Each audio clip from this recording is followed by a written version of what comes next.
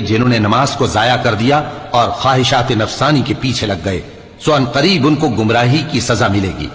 ہاں، جس نے توبہ کی اور ایمان لایا اور عمل نیک کیے تو ایسے لوگ بہشت میں داخل ہوں گے اور ان کا ذرا نقصان نہ کیا جائے گا، یعنی ہمیشہ کی بہشتوں میں، جس کا اللہ نے اپنے بندوں سے وعدہ کیا ہے کہ جو ان کی آنکھوں سے پوشیدہ ہے۔ بے شک اس کا وعدہ نیکوکاروں کے سامنے آنے والا ہے،